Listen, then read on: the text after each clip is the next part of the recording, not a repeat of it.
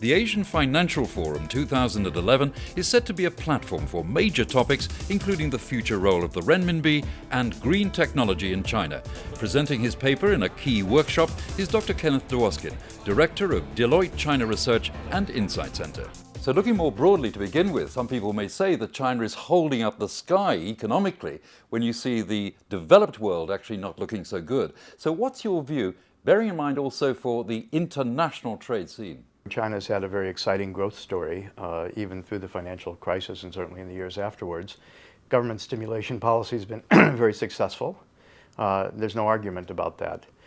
So successful, in fact, that it has created certain challenges and imbalances in the economy that need to be addressed. So moving forward, I don't think any wise investors are betting against the Chinese economy, but the leaders themselves, every time they speak, do mention that there are challenges ahead, and there are indeed challenges ahead. So you'd see China continuing to undertake various measures economically to try and hold down particularly inflation. You know, the goal is really to get moderate growth across the board in all the markets, reduce the levels of volatility, reduce the necessity of ad hoc interventions to support things like energy prices with subsidies, or address food inflation, or to address the rapid appreciation of property prices, the excessive appreciation of property prices. And of course the underlying issue, the amount of credit flowing into the society, which in 2009 really drove money supply very aggressively. In 2010, the moderation policy hasn't really worked that well. Money supplies continued to expand very quickly. So these are sort of the things that regulation has to bring under control. Of course, one of the big issues facing China in its 5-year plan will be matters to do with green technology. And I believe that's one subject that you have been dealing with, been writing about at some length. Now, is there such a thing, do you think, as a green business without, that is, government subsidy? This is a great question. We actually run a number of workshops around the year, Deloitte does, and we ran one on exactly the subject. We called it the profit in green. And what we did in that workshop is looked at the 3 stages of corporate thinking. You might call it the evolving mindset. Beginning at exactly the point you just described, being compliant with green growth goals and being compliant with environmental regulations is a cost to business. A lot of businesses went on to the second stage realizing that things like extreme measures to reduce energy consumption actually was a benefit to them and was well aligned with their cost management goals. And now most of the world's large corporations are actually looking strategically at opportunities to make money, either in the new energy space or the environmental space, the recycling space, whatever it might be. So we really are at the profit in green stage. I think the notion that it's just a compliance cost is about 2 or 3 years out of date by now. And I would say that in China you have an interesting combination of resource security issues and commercial issues. You know, for example, what drives the strong interest and huge investment in high-speed electric trains in China is both the desire to reduce carbon emissions, but also the resource security issue that arises from a rapidly increasing bill for imported oil. So China can reduce its dependency on imported oil as it electrifies interprovincial transportation with high-speed electric trains, gets cars off the road for those long distances, gets airplanes out of the sky for those long distances. So we'll see in the next couple of years, you know, the most heavily traveled route in China is Beijing-Shanghai.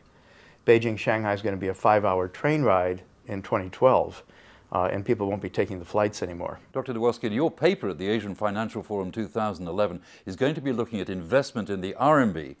But does it matter whether the RMB is internationalized if you're really looking at it domestically? The official expression is an international role for the RMB. Internationalizing is a broader concept. So an international role for the RMB means that the currency will be used across borders, but not necessarily be a truly convertible global currency. And the leaders are very clear on that. The state media in China is quite meticulous about that distinction.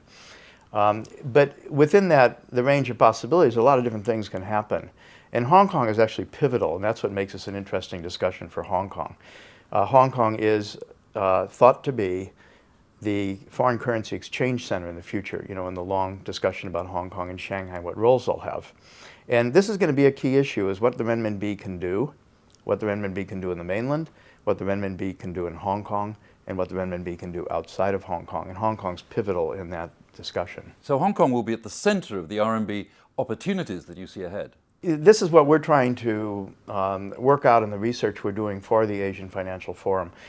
We look at this event as a very important event because it gives us an opportunity to focus some specific research on issues of great importance to Greater China. The thing we're focusing on this year is really addressing that question. If you understand, as we do, that investment in China, pre-IPO investment, going from a number of entities into corporations, increasingly is being done with renminbi funds, then you would expect over the next 12 to 24 months, as these renminbi venture capital funds or private equity funds want to exit through IPOs, that they're going to be exiting on the domestic market. This is actually a very significant change because up until recently, the preferred markets were Hong Kong, and then Hong Kong with perhaps ADRs, or maybe Singapore on some occasions, DAX or wherever. But fundamentally, Hong Kong got a very significant share of Chinese companies going public. So one question is, will that continue into the future when pre-IPO investors are sourcing their capital in renminbi and wanting to get their proceeds in renminbi? Which I presume is what you think is going to be happening. Well, I think we're going to see the market shift. But there's a long list of pros and a long list of cons when it comes to doing an IPO on a domestic Chinese market compared to Hong Kong. So we don't really know how those balances will work out in the future. In terms of investment opportunities, which was really your question, that's a really interesting question because what I think we'll be seeing is some softening of the wall that exists between the mainland and Hong Kong for investment equity investments. We're already beginning to see it in corporate bonds. We have a lot of renminbi, obviously, in Hong Kong. There are various estimates, but it's usually a little bit south of $100 billion worth of renminbi in the hands of Hong Kong holders. What can they do with it? Getting access to some of these IPOs, which will occur in the Chinex market and will occur in other A-share markets, could be one way of actually maintaining some balance going forward. So these would be new investment opportunities that the regulators will be considering. So in attending the Asian Financial Forum 2011, how is it seen in broad international terms? I think in this region it's a very important event. It's a very important event because it gets the attention of regulators and it gets the attention of market makers. If you look who attends, we have a lot of bankers attending, a lot of investment bankers, merchant bankers. We have a lot of regulators, both on the currency side and the market side. And that's where the action is going to take place. There's a big market story here. There's a big regulatory story here. And in a forum like that, you get a kind of exchange that you don't get in a lot of other places.